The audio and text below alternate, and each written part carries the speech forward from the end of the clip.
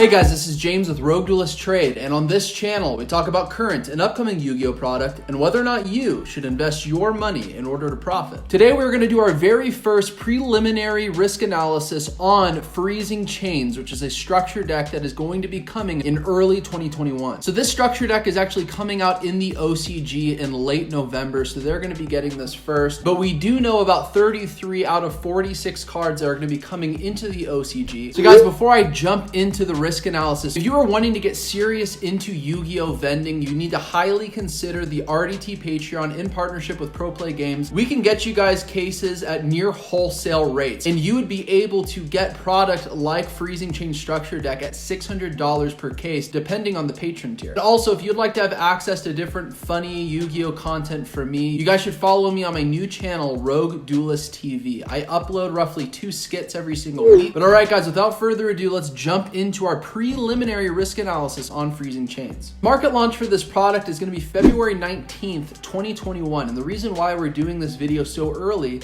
is because if you guys are wanting to invest in this product at a distributor level, distributor windows close in mid-November of 2020. So that's why we do these videos early. I want to be able to help you guys in getting you as much information as possible before you make those investments. It's a 46 card structure deck. It's going to come with 6 ultra rares, 3 super rares, 37 commons, and 5 cards are going to be extra deck monsters, 41 are going to be main deck cards. So something to note, especially in comparison to the Spirit Charmer structure deck, is we're not going to be getting any type of randomized special cards that aren't promised in every single box. You are going to be getting the same 46 cards in every single structure deck. And also, we're not promised the exact same cards in the OCG. As you guys saw with Spirit Charmers, it was very possible that we were going to be getting evenly matched because that's what they got in the OCG, and we didn't get that, which was a huge hit for our version of Spirit Charmer structure deck in the TCG. Another thing to note, both the OCG and TCG are getting 46 cards, so that does show that there's a higher likelihood we might see the same cards, but again, not promised. And also something else to note, we don't know 13 cards that are coming into this product, and that could vastly change this risk analysis, as I will talk about later on. So our first metric is going to be generic tech meta cards, and these are basically cards that are going to be coming in this product that can be used in a variety of different decks, which creates a larger demand because there's more people that are able to use those cards in their deck. If you'd like to have a better understanding of what each of these metrics mean, I have definitions in the description down below, but they should be fairly straightforward. Here are all the cards, and interestingly enough, a lot of the synchro monsters are technically generic synchro monsters that can be used in any deck. And there are 3 particular trap cards, and one of them you'll see with a question mark here. So let's go ahead and start from the beginning. One of the newest cards that are coming for the Ice Barrier archetype, it's going to be brand new in this product, is Trishula Sub-Zero Dragon of the Ice Barrier. This card is pretty good. So by the time you synchro summon it onto the field, you can immediately banish up to 3 cards that your opponent controls on the field. Now that doesn't target and it doesn't destroy. So you are immediately banishing from field to the banish zone, which is very good in today's meta. Something that I don't think should be underestimated, and also probably not be able to use too often if your opponent actually reads the card. If this card is destroyed by an opponent's card, then you can special summon a Trishula from your extra deck. And if you do, Trishula's attack becomes 3,300. You half the attack of all of your opponent's monsters. You also negate all monsters your opponent currently controls. So it's an amazing effect, but the fact that it's triggered by it being destroyed by an opponent's card effect, that means that your opponent will likely try to take care of it in different ways. Now, if they don't have a way to deal with it without destroying it with a card, then you'll be able to trigger the card's effect. Again, I think this is easily avoidable, and if it becomes meta relevant, people will know how to play around it.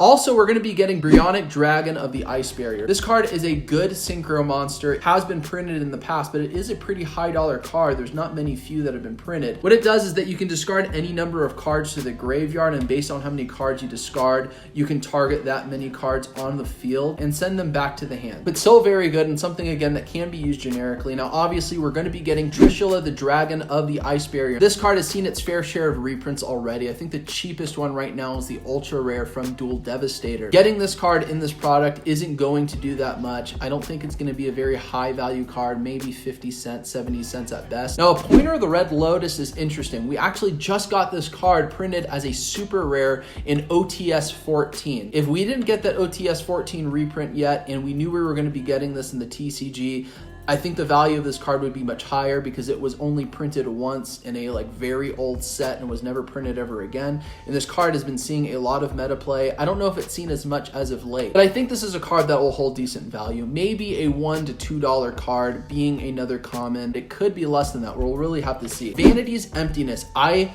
highly disbelieve that we'll actually be getting this in the TCG. I'd be very surprised if Konami and the TCG decided to unban this card and even make it limited just because of this product coming out, which is possible. Unless this card gets errated or something like that, I really don't see this happening. But hey, who knows? We could, and I'm calling it out because the OCG is getting it.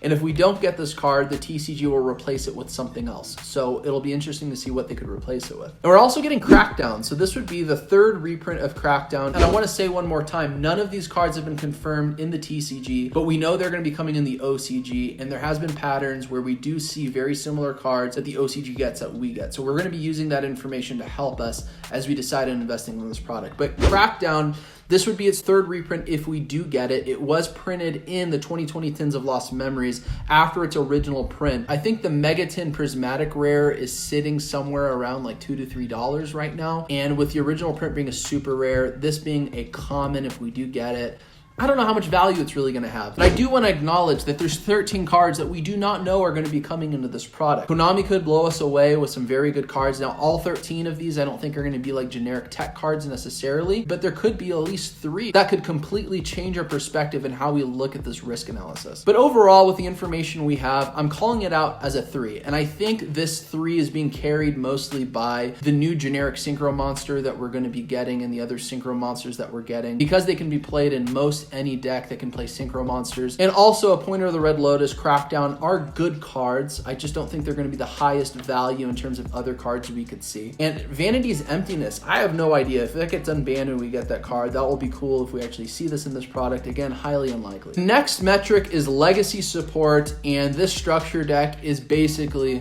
Legacy Support. Here are all the cards that we're going to be getting that are new coming into this product for this Legacy archetype, which is Ice Barriers. And let's just go down the line here. Trishula Sub-Zero Dragon of the Ice Barrier. I already talked about that in fair detail before. It's a very good boss monster, and it is something that could be played in other archetypes. Mirror Master of the Ice Barrier. Something that's interesting about this card is that if you get it on the field, you can discard a card and special summon a tuner level 3 or lower Ice Barrier monster from your deck to the field, and that's pretty darn good. And the card that you're likely going to summon is Frost Spirit of the Ice Barrier, and this card can actually Foolish Burial an Ice Barrier monster from your deck to the graveyard. Now, I don't know how valuable that will be. I couldn't really find any Ice Barrier monsters where you get some type of great effect by getting to the graveyard. Now, I would argue that I believe the very last spell card we're going to talk about here can special summon a level 4 or lower Ice Barrier monster from your graveyard to the field, so you could do something like that.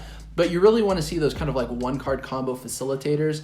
And in this archetype, I've noticed it seems like you need more than just one card. You need some more extenders and other things to get your combo going. Now, another new card is General Wayne of the Ice Barrier, which is a level 5 monster. But if your opponent has a monster in their field and you at least have one Ice Barrier on your side of the field, you can special summon it. And something that's very good about this card, if it's normal or special summon, you can search an Ice Barrier spell or trap from your deck to your hand. And with that said, let's talk about some of the spell or traps. Pulse of Trishula, which was just announced very recently, is the trap card, and it's basically the trap version of Trishula. Depending on how many Ice Barrier Synchro Monsters you have on your side of the field, you can activate these effects. So if you have 1, you can banish 1 card your opponent controls. If you have 2, you can banish 1 card in your opponent's graveyard. And if you have 3, you can banish a random card from your opponent's hand. Now, you're likely only going to be able to use the very first effect more often than not. The chances of you getting 3 Synchro Monsters on the field by the time you activate this, probably pretty slim. You might be able to use the first and second effect. Not a bad card. The fact that it's searchable, you can put it at 1. Even if you're able just to banish an opponent's monster on the field without targeting, without destroying, I think that's something that shouldn't be discounted. Next is Calm After the Ice Barrier Storm. This is a very interesting card. Basically, you contribute any 2 Ice Barrier monsters on your side of the field and special summon directly from the deck 2 level 4 or lower ice barrier monsters from your deck to the field. Very interesting effect. I mean, you can get some of your floodgate type of main deck monsters on the field. I've noticed a lot of the main deck monsters are kind of like floodgate-ish, where they can stop your opponent from being able to do certain things. That is something that you can consider. And again, maybe if you get General Wayne on the field, snag this card if you're going first, tribute 2 monsters, get 2 floodgate-ish monsters onto the field. Not a bad play. Now, if it had better options, the special summon from the deck, this card could be really good down the road, but right now I would say it's okay. The very last card is Clear Wall of the Ice Barrier, and this is the spell card. It's a continuous card.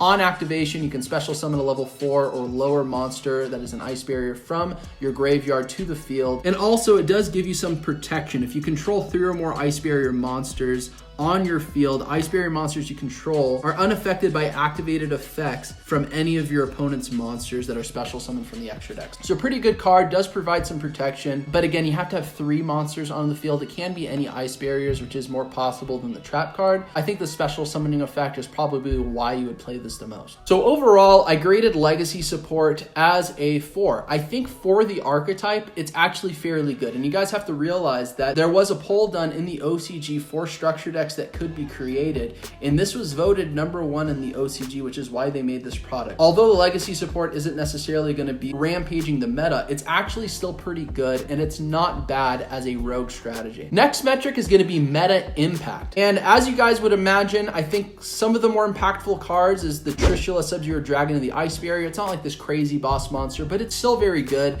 and it does make it very difficult for your opponent if they're not able to take care of it without destroying it, because if they do that, they basically special summon your Trishula from the extra deck, you negate all their monsters on their side of the field, and your Trishula gets an attack boost, and all of your opponent's monsters lose attack. They would have to be taking a pretty big risk if they cannot take care of this monster appropriately.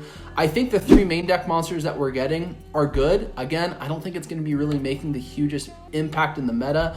Now, I am calling out Vanity's Emptiness, because if this somehow does trigger this card getting unbanned in any way, shape, or form, that obviously would impact the meta in some type of way. So overall, I'm grading meta impact as a 2.5. I think it is pretty low. It's not going to be impacting our meta by the time this product comes out. I think it does give other synchro boss monster options and other things people can play, but I don't see this archetype really breaking the meta. Next is going to be collector value. And as I mentioned, Ice Barriers was voted #1 in the OCG in the structure deck theme poll for structure decks that could be created. Now, we're likely going to be seeing a cyber style structure deck coming in addition to Gusto and maybe some of these other archetypes that you can see on the screen. That does show that there is a level of this being a fan favorite. If you look at price points for all the current Ice Barrier cards, not a lot of them have reprints, and they do hold some pretty higher values. So taking that into account, it does show there's a level of demand and interest in this archetype, whether meta or not. Overall, I'm grading this as a 4 for collector value.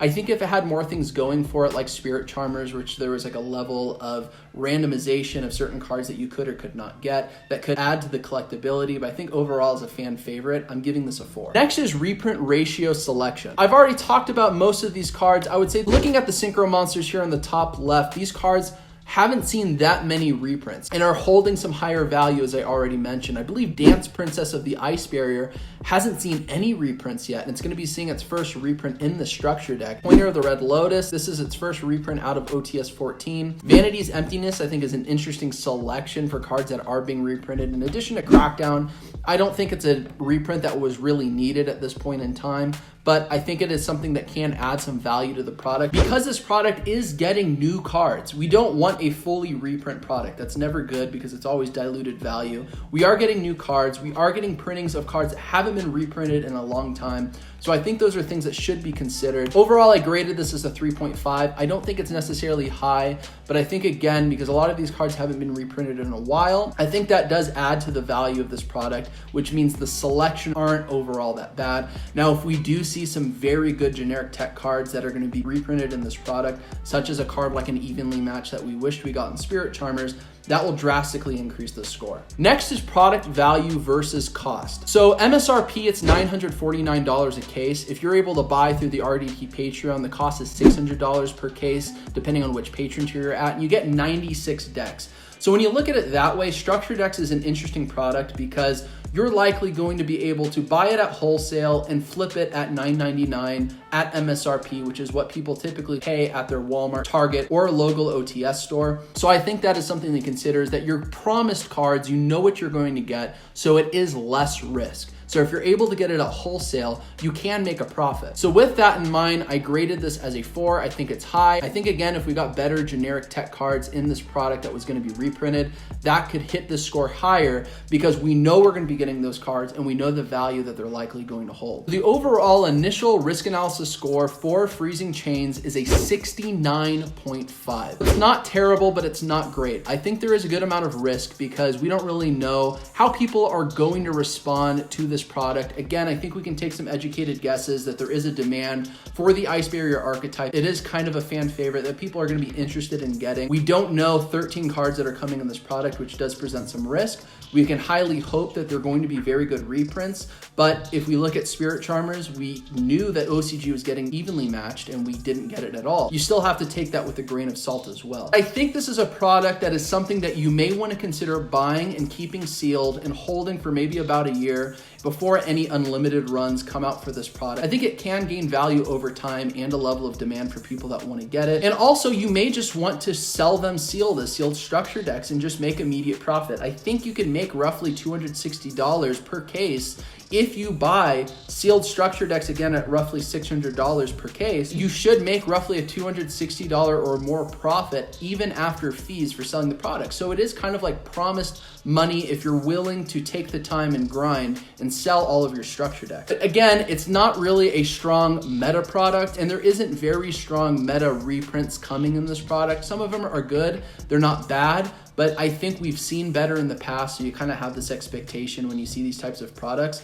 So that is something, again, to consider. All right, guys, that's the end of this video. What do you guys think? Do you agree with me, disagree with me? Let me know down in the comments below. I'd like to get your perception of this product. And guys, if you enjoy content on investing in modern Yu-Gi-Oh product, go ahead right now and subscribe to this channel and hit the notification bell so you don't miss any content from me. And also, if you want to help grow this channel with me by helping the YouTube algorithm, like this video. Now, we will do an updated risk analysis once we get more information on this product, once we see the full leak in the OCG, and probably another risk analysis once we get closer to the market launch in the TCG when it's confirmed what cards we're going to get. So guys, I appreciate you stopping by, and I'll see you on the next video on RogueDuelist Trade.